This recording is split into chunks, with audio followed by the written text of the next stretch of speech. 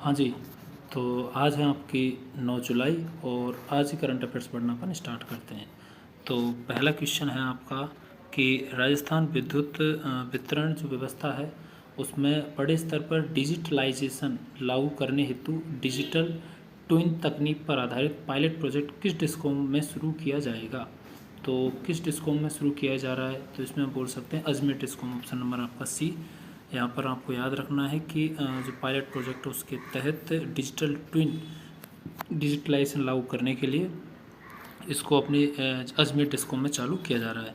Next question की बात करेंगे तो नेक्स्ट क्वेश्चन है आपका, हाल ही में केंद्र सरकार की मौजूदगी में राजस्थान और आपके एमपी, आपके गुजरात और महाराष्ट्र के बीच किस जल विवाद के निपटारे पर एक ऐतिहासिक वन टाइम सेटलमेंट समझौता हुआ है।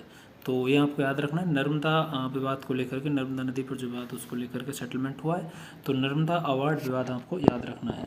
वही बात करेंगे नेक्स्ट क्वेश्चन की, तो और गृह मंत्री जी की निगरानी में, ठीक है। और नेक्स्ट क्वेश्चन की बात करेंगे, नेक्स्ट क्वेश्चन आपका वाणिज्यिक कर विभाग बोले तो कॉमर्शियल टैक्स आपके जो डिपार्टमेंट है उसके द्वारा देश में पहली बार फेसलेस एंड रैंडमाइज्ड जो स्क्रूटनी व्यवस्था है वो किस राज्य में लागू की गई है। तो आपको याद रखना, हमारे राजस्थान में लागू की गई है वो चीज़। आपको ऑप्शन नंबर सी आपका करेक्ट हो जाता है। थोड़ा सा और इसके बारे में विस्तृत जानकारी ले लेते हैं। सबसे पहले उन्होंने बोला है कि राजस्थान सरकार ने वित्तीय वर्ष 2022-23 से संबंधित शेष टैक्स रिटर्न की स्क्रूटनी हेतु मामलों का चयन कंप्यूटर आधारित रैंडम प्रणाली द्वारा करने की शुरुआत की है, जिससे पारदर्शिता सुनिश्चित होगी, ठीक है। तो ये थोड़ा सा आपको याद रखना है। नेक्स्ट पॉइंट की हम बात करते हैं कि राजस्थान राज्य क्रीड़ा परिषद द्वारा युवाओं को रोजगार से जोड़कर सर्वांगीण विकास करने हेतु शुरू की जा रही सुयोग योजना का पायलट प्रोजेक्ट कहाँ से प्रारंभ होगा। तो ये पायलट प्रोजेक्ट आपको कहाँ से प्रारंभ होगा, तो इसका आंसर है आपके एक तो आपके जयपुर से और आपके बारां जिले से। तो बगरू जयपुर से और आपके बारां जिले से, ऑप्शन नंबर ए आपको करेक्ट हो जाता है। थोड़ा सा इसके बारे में पढ़ते हैं। मुख्यमंत्री युवा सुयोग योजना को पायलट प्रोजेक्ट के तौर पर जयपुर के बगरू विधानसभा क्षेत्र और बारां जिले में शुरू किया जा रहा है, जिसे माई भारत अभियान और CMSTC प्लेटफॉर्म के साथ एकीकृत किया जाएगा। नेक्स्ट क्वेश्चन की हम बात करते हैं। नेक्स्ट क्वेश्चन आपका कि DRDO द्वारा सफलतापूर्वक Parikshit Pinaka long range guided जो रॉकेट है उसको किस प्रयोगशाला द्वारा विकसित किया गया है। ये आपको याद रखना है, किस प्रयोगशाला द्वारा विकसित किया गया। तो इसमें आएगा आपके armament research and development establishment, ये ARDE, ऑप्शन नंबर भी आपका करेक्ट हो जाता है। तो थोड़ा सा इसके बारे में पढ़ते हैं कि उड़ीसा के चांदीपुर स्थित ITR से पिनाका लॉन्ग रेंज रॉकेट का परीक्षण किया गया और ARDE द्वारा विकसित इस रॉकेट का सफल परीक्षण 60 किलोमीटर की न्यूनतम दूरी के लक्ष्य पर किया गया। जो दूरी है वो 60 है, ठीक है। आपको थोड़ा सा याद रख लेना, बाकी मैं तो ये याद रखना है। नेक्स्ट क्वेश्चन की बात करेंगे। आपका नेक्स्ट क्वेश्चन है कि देश में पहली बार दक्षिण कोरिया की तकनीक पर आधारित 50 डिग्री सेंटीग्रेड तक तापमान सहने वाले जो एयरफील्ड रबर डैम है उसका निर्माण कहाँ किया जा रहा है, ठीक है। तो जो 50 डिग्री तक की जो तापमान को सहन कर सकता है एक ऐसा एयरफील्ड रबर डैम है, उसका निर्माण कहाँ किया जा रहा है। तो आपको याद रखना है गुजरात के हिरण में प्लस अंबिका नदी पर, ठीक है। तो गुजरात के हिरण में और आपके अंबिका नदियों पर इसका निर्माण किया जा रहा है, ठीक है। तो आपको याद रखना है। नेक्स्ट क्वेश्चन की हम बात करते हैं। आपका नेक्स्ट क्वेश्चन है, हाँ, सांख्यिकी और कार्यक्रम कार्यान्वयन मंत्रालय MOSPI द्वारा औपचारिक सेवा क्षेत्र के जो मासिक प्रदर्शन है उसको मापने हेतु जारी इंडेक्स ऑफ सर्विसेज प्रोडक्शन का आधार वर्ष क्या रखा गया है। तो MOSPI में जिन चीज़ों को माप रहे हैं, मासिक प्रदर्शन माप रहे हैं, उसके लिए जो इंडेक्स ऑफ सर्विसेज प्रोडक्शन है उसका आधार वर्ष क्या रखा गया है। तो इसमें आधार वर्ष की बात करें, ऑप्शन नंबर सी 2024 से 25 इसमें आधार वर्ष आपके रखा गया है। वही बात करेंगे नेक्स्ट क्वेश्चन की। तो नेक्स्ट क्वेश्चन आपका क्वेश्चन नंबर 8, जैव विविधता अधिनियम 2002 की जो धारा है 39, उसके तहत किस संस्थान के म्यूजियम को देश का 21वां और आपके जो डिजिग्नेटेड रिपोजिटरी घोषित किया गया है, ठीक है। तो किसके तहत आपके ये जैव विविधता अधिनियम 2002 की धारा 39 के तहत किस ऐसा कौन सा म्यूजियम है। तो ये म्यूजियम आपका याद रखना मिजोरम यूनिवर्सिटी में म्यूजियम है जिसको देश का 21वां डिजिग्नेटेड रिपोजिटरी घोषित किया गया है। आपको याद रखना option number B Mizoram university आपको याद रखना है। नेक्स्ट क्वेश्चन की बात करेंगे। नेक्स्ट क्वेश्चन आपका है कि दिल्ली की जो संसद, ये अच्छा क्वेश्चन है, दिल्ली के संसद भवन में आयोजित राष्ट्रीय युवा संसद 3.0 में प्रथम स्थान प्राप्त करने वाली दर्शना राजपुरोहित का संबंध राजस्थान के किस जिले से है। तो ये राजस्थान के पाली जिले से इनका संबंध है, ये आपको याद रखना है। नाम क्या है? दर्शना राज पुरोहित, जो कि राष्ट्रीय युवा संसद 3.0 में प्रथम स्थान उन्होंने प्राप्त किया है, जिसका आयोजन कहाँ हुआ था? दिल्ली संसद भवन में। ठीक है, नेक्स्ट क्वेश्चन की हम बात करेंगे। नेक्स्ट क्वेश्चन आपका कि राष्ट्रीय अश्व अनुसंधान केंद्र कहाँ पर है? बीकानेर में। सबसे इंपॉर्टेंट चीज़, राजस्थान में राष्ट्रीय अश्व अनुसंधान केंद्र कहाँ पर है? बीकानेर में है। तो उसके द्वारा हाल ही में किस सफ़ेद रंग के दुर्लभ घोड़े की नस्ल का दस्तावेजीकरण शुरू किया गया है, जो 9वीं स्वदेशी नस्ल बनेगी? जो इंडिजीनियस ब्रीड है, स्वदेशी नस्ल है, कौन सी नंबर की है? 9वें नंबर की। पहला पॉइंट तो ये हो गया। दूसरा कि राष्ट्रीय अनुसंधान जो अश्व वाला केंद्र है वो राजस्थान में किस जिले में है? तो बीकानेर में। उसके बाद कौन सी नस्ल है जिसका दस्तावेजीकरण किया गया है या फिर जिसको नवी स्वदेशी नस्ल स्वीकार कर रहे हैं, तो वो आपकी घोड़े वाली है। ठीक है, उसका नाम क्या है? तो ऑप्शन नंबर सी आपका करेक्ट हो जाता है, उसका नाम है आपको नुकरा। ठीक है, तो उस घोड़े की नस्ल का नाम है नुकरा। ठीक है, और सफ़ेद रंग का घोड़ा, आपको ये भी याद रखना है। तो नेक्स्ट क्वेश्चन की बात करेंगे। नेक्स्ट क्वेश्चन आपका कि जयपुर के झालाना में 7 करोड़ रुपए की लागत से तैयार किया गया 150 टन क्षमता वाला नया मैकनाइज्ड ट्रांसफर स्टेशन किस मॉडल पर जो है स्थापित किया जा रहा है या किस मॉडल पर आधारित है? तो इसको हम बोलेंगे बोट सिस्टम होता है कि बिल्ड बनाओ, फिर उसको आप ऑपरेट करो और फिर उसको किसी और को ट्रांसफ़र कर दो। ठीक है, तो बिल्ड करना, किसी भी जो प्रोजेक्ट हो या कोई स्कीम हो जो भी हो, उसको पहले बिल्ड करो आप, फिर उसको आप ऑपरेट करो, फिर ऑपरेट करने के बाद उसको ट्रांसफ़र कर दो किसी अन्य जो ठीक है, जो भी आप प्राइवेट कंपनी है, किसी को भी आप जिसको भी ट्रांसफ़र करना चाहो ट्रांसफ़र कर दो। तो ये सिस्टम है BOT, आपको याद रखना है। तो झालाना में कचरे के वैज्ञानिक निस्तारण और सॉलिड वेस्ट मैनेजमेंट हेतु ये स्टेशन बिल्ड ऑपरेट ट्रांसफ़र जो मॉडल पर तैयार किया गया है, जहां से कचरा वेस्ट टू एनर्जी प्लांट में भेज दिया जाएगा।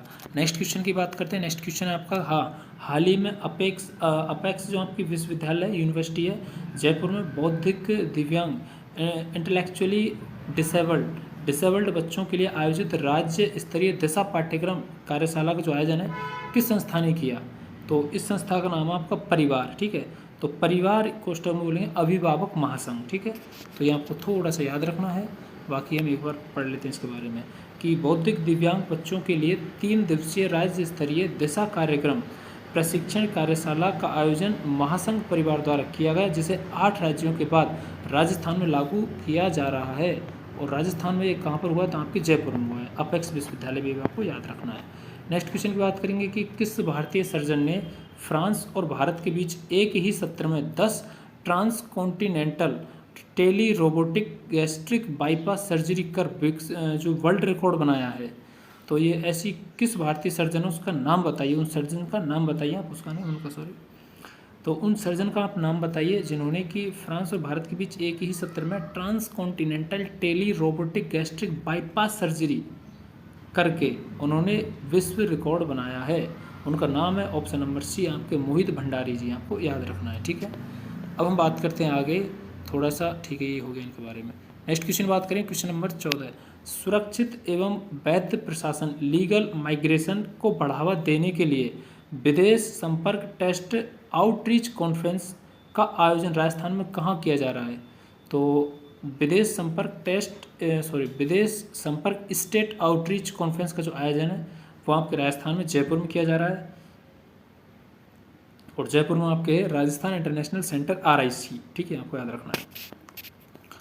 वही हम नेक्स्ट क्वेश्चन की बात करेंगे, तो थोड़ा सा इसके बारे में पढ़ लेते हैं। विदेश मंत्रालय और राजस्थान सरकार के 21 विभागों के समन्वय से 16 जुलाई को RIC में इस कॉन्फ्रेंस का आयोजन होगा, और जिसका उद्देश्य फर्जी एजेंटों से बचाव और कौशल विकास को बढ़ावा देना है। ठीक है, अब बात करेंगे नेक्स्ट क्वेश्चन की। नेक्स्ट क्वेश्चन आपको ग्लासगो स्कॉटलैंड में होने वाले कॉमनवेल्थ गेम्स 2026 आएगा। यहाँ पे अब गलती से 2024 टाइप हो गया, 26 आपको याद रखना है। तो 2026 में भारतीय एथलीटों के लिए डिज़ाइन की गई आधिकारिक ड्रेस किस बायोडिग्रेडेबल सामग्री से बनी है? तो मैं बता देता हूँ, ऑप्शन नंबर बी आपका करेक्ट हो जाएगा, जूट विस्कोस। ठीक है, मैं थोड़ा सा इसके बारे में और बता देता हूँ कि जो कॉमनवेल्थ गेम है ये कौन से नंबर के अपने राष्ट्रमंडल जो खेल उनको बोलते हैं, कौन से नंबर का संस्करण? 23वें नंबर का संस्करण है।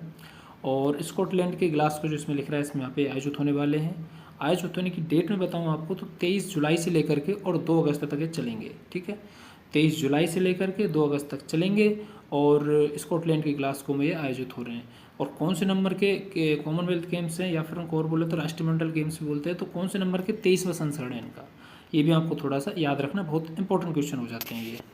तो अब फिलहाल में इन्होंने बोला है कि जो बायोडिग्रेडेबल है वो उसकी सामग्री से बनी, इनकी ड्रेस के बारे में बात चल रही है खिलाड़ियों की, तो वो बनी आपकी जूट विस्कोस से। ठीक है, आगे चलते हैं, नेक्स्ट क्वेश्चन की बात करते हैं। नेक्स्ट क्वेश्चन आपके 15वें नंबर 16 नंबर का है। हाँ, तो नेक्स्ट क्वेश्चन है कि हाल ही में जारी जो ICC महिला T20 अंतर्राष्ट्रीय बल्लेबाजी ranking women's T20 batting ranking में शीर्ष स्थान पर कौन सी खिलाड़ी है?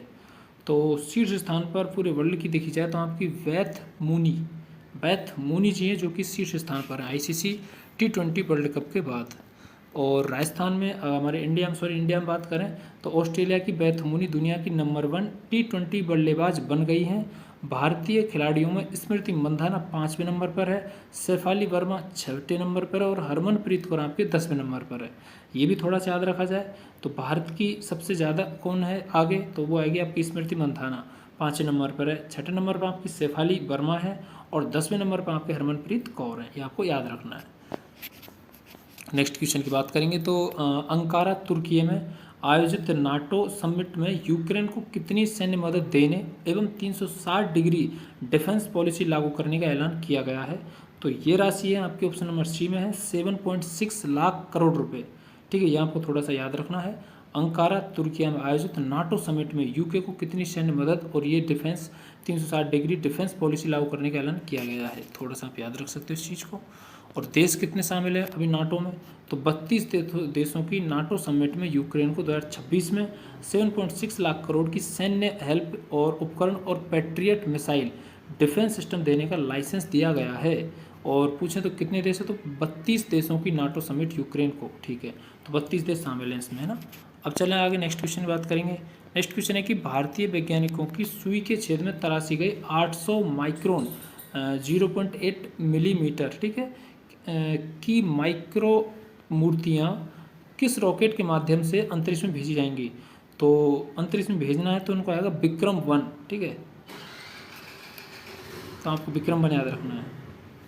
वैसे मुझे एक गाना याद आ गया था विक्रम के नाम से। ठीक है, तो विक्रम-1 आपको याद रखना है।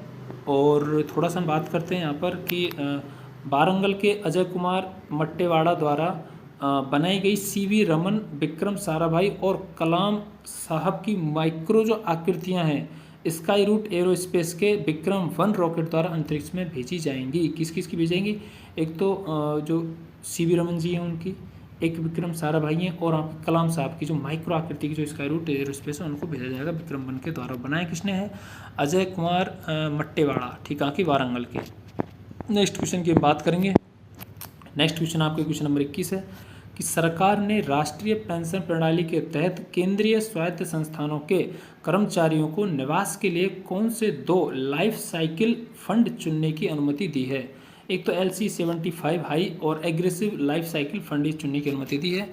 थोड़ा सा डिटेल में पढ़ लेते हैं, मेरा मन कर रहा है पढ़ने का। तो केंद्रीय कर्मचारियों के लिए NPS में LC75 हाई, जिसमें 75% तक इक्विटी या फिर निवेश किया जा सकता है, और एग्रेसिव लाइफ साइकिल फंड का निवेश जो विकल्प पेश किया है। तो थोड़ा सा आप याद रख सकते हो। और लास्ट क्वेश्चन है आपका कि चीन के चेंगडू में आयोजित होने वाली एशिया जूनियर बैडमिंटन चैंपियनशिप 2026 के लिए भारतीय टीम में चयनित अंशुमान चौधरी, अन्वी राठौड़ और मनन शर्मा राजस्थान के किस शहर से संबंधित हैं? क्या बता सकते हैं आप?